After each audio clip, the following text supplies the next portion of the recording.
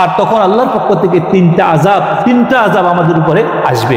প্রথমত হলো যে আল্লাহ পাক তাদের ইনকামের মধ্যে, তাদের জিন্দেগির মধ্যে বরকত, যেটা বরকত থাকবে না, প্রাচুর্য থাকবে না, তাদের রুজি রোজগারের মধ্যে বরকত উঠাই নিবে, জিন্দেগির মধ্যে বরকত উঠাই নিবে।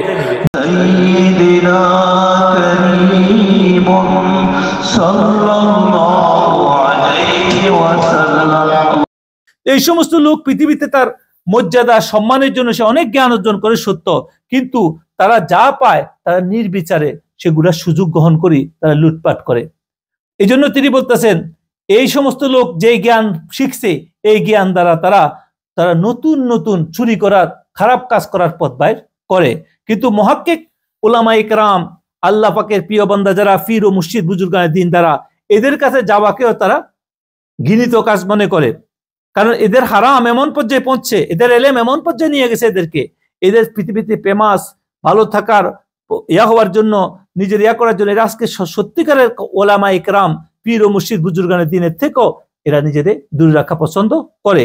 এই জন্য হযরত নবী করিম সাল্লাল্লাহু আলাইহি ওয়াসাল্লাম ইরশাদ করছেন যে এমন সময় আসতেছে খুব দ্রুত যেখানে উম্মতের অবস্থা এমন হবে যে তারা হক্কানি আলেমে দিন, ধর্মীয় বিজ্ঞদেরকে, তাদের সংস্রব, তাদের সঙ্গ ত্যাগ করবে।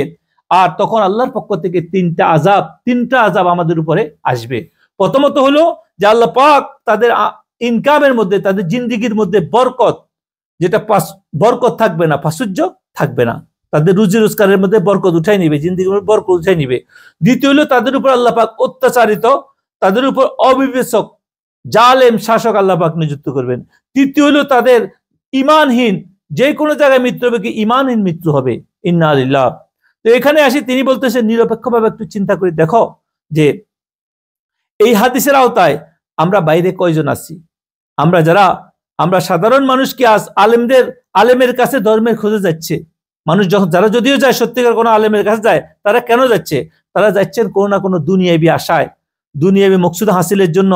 কেউ যাচ্ছে চাকরি পাইবার লাগা, কেউ যাচ্ছে তাদের মামলা হয়েছে মামলা থেকে মুক্তির জন্য, কেউ পাইছে বিবাহিক জীবনে শান্তি আসার জন্য, কেউ পাইছে তার ছেলে মেয়ে তার থেকে চলে গেছে এই জন্য, আবার কেউ পাইছে যে তাড়াতাড়ি আমার ইসমে আজম শিখান যার দ্বারা আমি অনেক বড় লোক হইতে পারি, ধনী হইতে পারি। আবার কেউ যাচ্ছে তার মিথ্যা মামলা থেকে তার উঠানোর জন্য, কেউ যাই দাবি করতেছে আমার ছেলে বাদ দেন, আমাকে ভাতের ব্যবস্থা করেন, ছেলের বউ আমাকে বাবা ডাকে না, মা ডাকে না।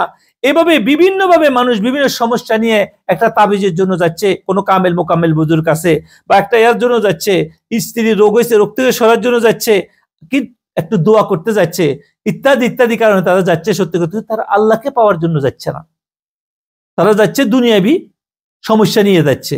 তো এখানে এখন চিন্তার বিষয় যে জ্ঞান না থাকার কারণে, একান্ত আগ্রহ পিপাসাত্ব না থাকার কারণে সৃষ্টিতত্ত্ব গবেষণার প্রয়োজনীয়তা যারা কম উপলব্ধি করার কারণে আজকে এটাতে যাচ্ছে। তারা দুনিয়াবি ভোগের মধ্যে, দুনিয়াবি শান্তির জন্য, দুনিয়াবি বউ বাচ্চাদেরকে খুশি করার জন্য, পরিবারকে খুশি করার জন্য তারা এমন ব্যস্ততার মধ্যে আছে, তারা এই সমস্ত এই জ্ঞান চিন্তা করা, গবেষণা করা আগ্রহী লোক, পিপাসু লোক পৃথিবীতে খুবই কম সংখ্যক লোক আছে।